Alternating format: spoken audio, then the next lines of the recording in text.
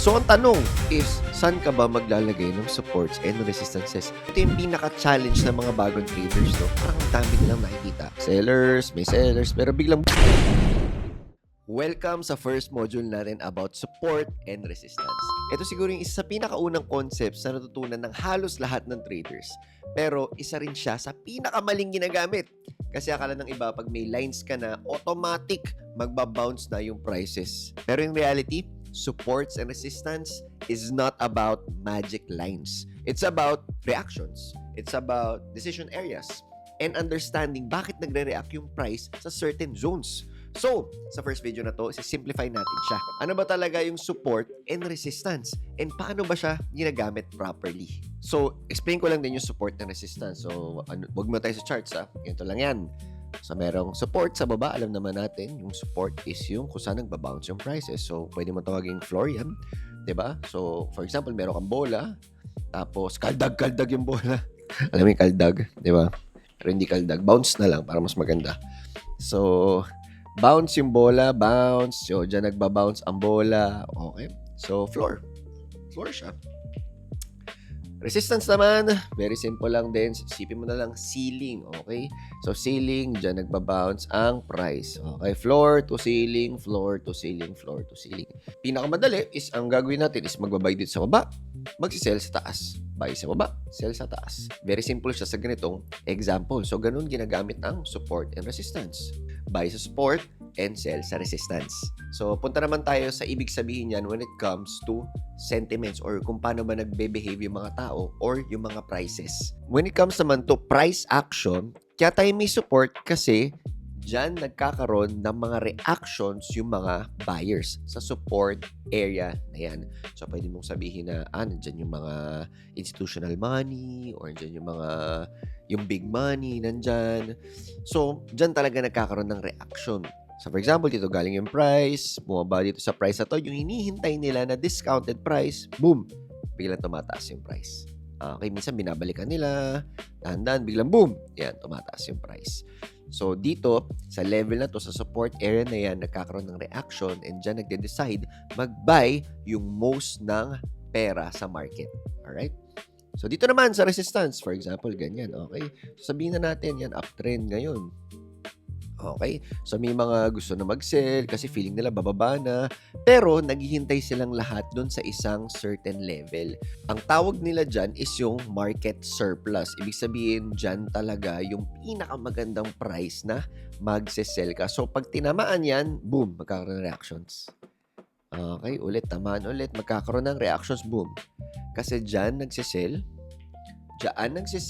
yung mga sellers. Alright? So, ang tanong is, saan ka ba maglalagay ng supports and resistances?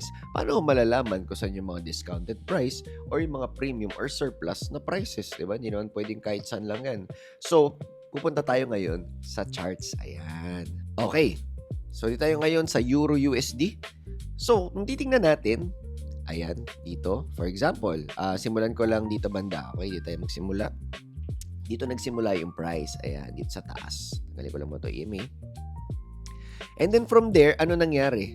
Bumaba ng sobra yung price. Ano ibig sabihin nun? Ibig sabihin nun, maraming sellers dito sa area na yan. Okay? So, biglang umangat. Ano ibig sabihin? May mga buyers pero not as much sellers. May buyers. Bumaba ulit. Okay, ibig sabihin may mga sellers pa kasi. Biglang umangat ulit yan kasi may mga buyers. Pero not as much pa rin dito. 'Di ba? Mas marami pa ring sellers. Okay, so ngayon pagbaba, ayan, nagkakaroon ng buyers, nagkakaroon ng traction yung mga buyers. So explain ko lang when it comes to supports and resistance. So 'di ba, ang nangyari again is from here, ayan, meron tayong tinatawag na resistance level. Okay, kamali lang ako ng ano yan. Ibig sabihin, diyan nagkakaroon ng maraming sellers. Alright? And dito, ayan, dito tayo maglalagay. Dito natin madalalagay. Ayan. Diyan naman nagkakaroon ng maraming, buyers. Okay? So, dyan tayo naglalagay ng support and resistance levels. So, marami kasing tatanong sa akin, Coach, lalagay ba ako ng rectangle or zones? Or maglalagay ba ako ng mga lines? Kasi pwede naman lines eh. For example, ayan, yung mga lines na ganyan. Kasi may nakikita ako, coach, na ganun, lines sila or zones. So, depende talaga sa yan. So, for example, dito, okay? So, pwede naman ako maglagay ng ganito kalang zone. Ayan. Kasi pwede naman talaga na dito mag-start yung mga buyers. Okay? Kasi hindi naman natin masasabi na dito sa exact price, magbabay sila. Never ever natin masasabi na eksakto. Okay? Kasi, siguro to be a little bit technical, kung meron talaga mga malulupit and sobrang lalaking buyers, for example, dito sa level na to, okay, and hindi na complete yung order nila, minsan bababa pa talaga bago ma-complete yung order dun sa kung saan sila bumili. Alright? So, yun yung mga tinatawag nilang liquidity sweep, liquidity gap. Alright? So, medyo advance sa konti. Pero, ayun. For me, kung ako masusunod, always use zones. Ayan. So, for example, sa zone na yan, ganyan. Okay? Ganyan. Coach, gano'ng kapal? Kung ako sa'yo, may pagka-sniper entry dapat. Medyo maliit lang. Maliit lang. Ayan. Kasi kung nalakayan mo, ayan, di mo alam kung saan ka ba papasok dito, ganyan, dito ba, hindi. So, para sa akin, maliit na rectangle talaga. Para alam na alam mo kung saan ka talaga papasok, ano yung tinitignan mo na mga prices.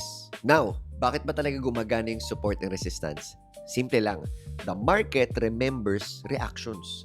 Kapag may mga previous areas na grabe yung reaction ng price, naturally, maraming traders na makakapansin ito. Maraming traders na doon ulit titingin sa same zone na yun. Some traders, magbabay ulit doon. Some will take profits. Some will wait for confirmation. And dahil maraming nakatingin sa mga areas na yun, nagkakaroon ulit ng mga reaction. Pero hindi lang to sa atin ng mga retail traders, even big players. Yung mga institutions, they pay attention to key areas in the market. Kaya minsan mapapansin mo, price reacts almost instantly sa certain zones. But again, very important, support and resistance is not prediction. Hindi ibig sabihin may support, automatic na magbabounce. Hindi ibig sabihin may resistance, automatic na magsisell ka kagad.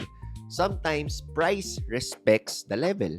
Sometimes, binabasag lang niya talaga. Like ito, for example, dito, may mga sellers, di ba? May sellers, pero biglang boom, walang hint ng red candle dito. That's why support and resistance is a probability, not prediction. Pero ito yung pinaka-challenge ng mga bagong traders, no? Parang dami nilang nakikita ng mga zones or mga support and resistances. For example, pwede ako maglagay, waiting ko lang dito, no? Pwede ako maglagay somewhere here. Okay, siya syempre here, meron din, then meron din somewhere here. Meron din syempre here. Okay, hindi ko nalagyan. Ayan here. Kaya lang meron din dito, 'di ba? Meron din dito. Alright? So, sobrang dami. Nakakalito na. So, yan ang ayusin natin. Meron din naman ngayon, nasa 4-hour time. Meron din naman mga nasa 1 minute pa, di ba? So, bukod pa doon sa mga nilagay natin, yan, meron pa rin ulit dito. So, sobrang dami. Ang gulo na talaga. So, iba naman, katulad ng sinabi ko kanina, nagsasabing So, sa iba naman, katulad ng sinabi ko kanina, na akala nila, for example, ang ganda ng mga level na yan, for example, ito yan, diba, may mga buyers dyan, gandang support level, pero dito, ayun, baliwala, dire-diretso lang yung price. So again, supports and resistances are never guaranteed. And then ito, tingnan mo, ayan, pag nag-zoom out ako, tingnan mo nangyari, sobrang dami na, sobrang gulo na ng charts ko, di ko na alam kung ano talaga yung totoo or magandang supports and resistances. So, ang suggest ko, sobrang simplihan lang natin. You use the higher time frame. Diba? Angat ka sa 4 hours, angat ka sa daily. Kasi remember, yung mga matataas na time frame, it is the best time frame.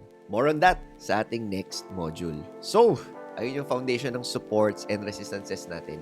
Again, hindi siya magic, hindi siya guaranteed reversal, and hindi rin siya paramihan ng line sa charts. At the end of the day, support and resistance is simply understanding where price reacts and why those areas matter. And honestly, the simpler your chart becomes, mas nagiging clear ang trading decisions mo. So for the next video, pag-uusapan naman natin paano ba talaga mag-draw ng support and resistance properly without overcomplicating your analysis. See you sa next lesson.